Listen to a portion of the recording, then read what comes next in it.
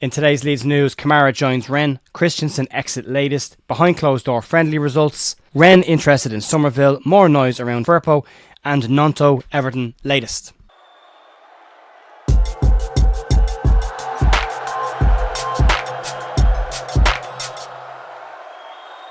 Morning folks, Ger here at The View on Wednesday 17th of July with your Leeds United news. It's been a crazy couple of days. There's a lot of noise, a lot of angry fans on Twitter. If you're not into that, stay off Twitter. It's a lot of noise and a lot of people whose friends are cousins with a dinner lady whose dog knows a man who's interested in signing a player. So just be careful with what's going on out there. There's a lot of noise. But the term that I heard, scorched earth policy from the 49ers, appears to be pretty close to the mark. But I'll give my opinion on what's going on at the end of the video in case anyone's not interested in that. But we'll start off with the news and we'll start off with the Glen Kamara situation. Yesterday evening, Glen Kamara confirmed his exit from Leeds United for a €10 million fee, around £8.4 million. Kamara signed a deal at Rennes that will run until 2028. During his time at Leeds, he made 42 appearances with 4 assists, no goals during that time. And according to the Daily Record, Rangers will also pick up a sell-on fee for the player that's rumoured to be in and around £860,000. But they will miss out on a £500,000 bonus should Leeds get promoted this year, or had Leeds gotten promoted last season. The Leeds have put out a nice statement about the player, thanking him for everything that he's done for the club and wishing him all the best in his future. A lengthy goodbye message opposed to the very short one-liners we've got about some of the exiled players that have moved on this summer. In terms of the player himself, Kamara is said to have been keen on the move as he wants to play top-flight football, and there's a possibility with Rennes' rebuild right now that they could be competing for European places next year, and the player could find himself playing European football, which is said to be one of the reasons for the move from his perspective.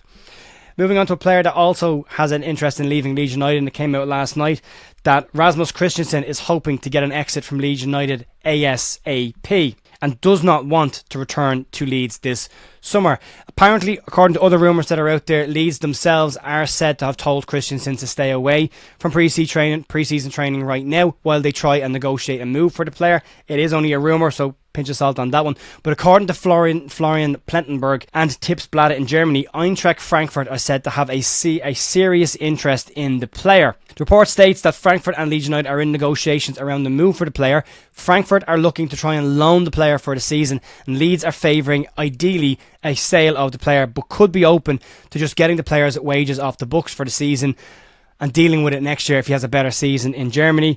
Leeds value Rasmus at a surprising £12.6 million and want to get the player off the books at in and around that. That to me feels like a starting bid price of we want 12.6, we'll settle at 6 or 8 or whatever.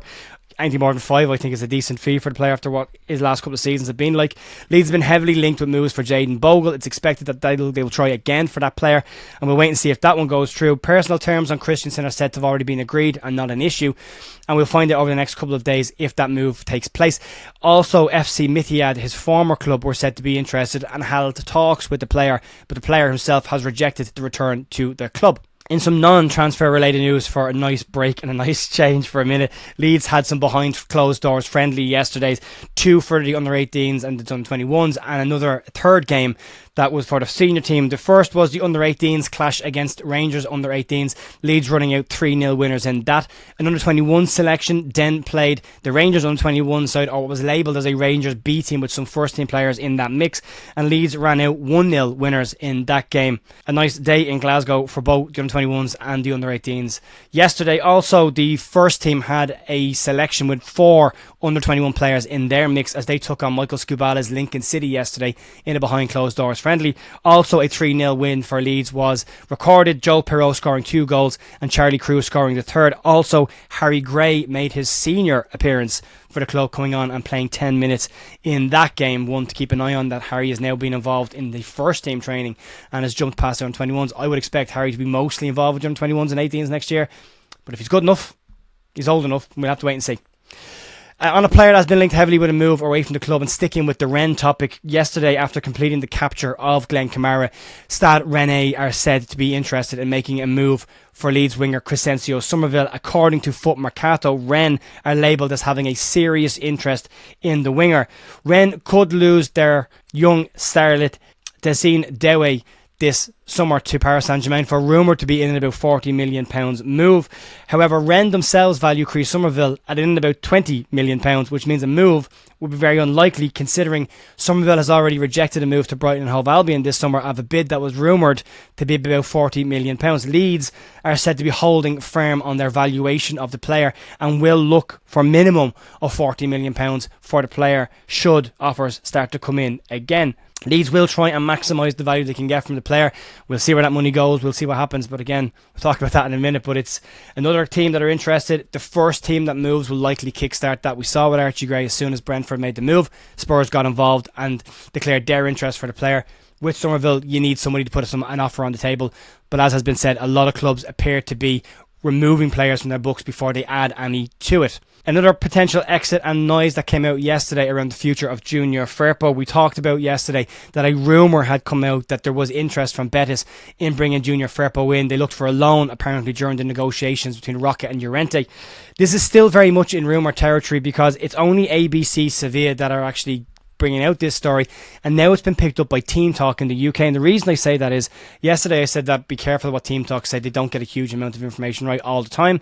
James Marshman put out a piece where he said Leeds would receive £6.5 million for Glen Kamara. It's been confirmed at 8.4, and he said Rangers would get £500,000. It's been confirmed at over £800,000. So little small details like that are incorrect that kind of skew the opinion of the club and skew the opinion of what's going on right now and what's coming in. So with this, I would take this with a massive pinch of salt until we start seeing it from actual credible sources. There's a lot of rumour mills, a lot of ITK people on Twitter sharing this, but as I said, I would hold fire until it's confirmed by a reputable source. But from right now, ABC Sevilla, true Team Talk, are saying that Betis have opened talks with Leeds and Junior Firpo around the move. They also say that Firpo himself is interested in a return to Betis, but would be seen as competition for Perraud, which we mentioned yesterday. Leeds themselves are said to be open to the sale of the player due to the fact that he's got 1 year left on his deal, but Leeds would want to get a replacement in for the left back position, having only got one left back in that role right now. There really isn't a lot more information on this Junior Firpo story. It's a couple of tweets. If you're not on Twitter, you'll have had a blissful day yesterday. If you are on Twitter, you'd have seen the panic that's kicking in with these. A player that a lot of fans would have been happy to see leave Leeds last year, and now getting upset that he might be leaving Leeds this year. He will leave Leeds at the end of this season regardless. Leeds are said to not be offering Junior Firpo a new contract, at least right now. That could change, but we'll keep an eye on that situation and we'll talk about it more as and when more information comes out around that. But as I said, right now, it's not coming from very reputable sources. So it's there, it's been talked about, there's noise, but we'll see if there's actually anything major behind that at a later date. Moving on to the final story of the day, and this one relates to the Willy Gnonto situation and the Everton interest in the player. There are said to be several clubs interested in Willy Gnonto. Newcastle we mentioned the other day, but Everton's interest has been consistent in the player going back 12 months ago. Sean Dyche has also now been speaking about Everton's transfer situation this summer and gives an insight into what will have to happen before they make a move for Willy Gnonto.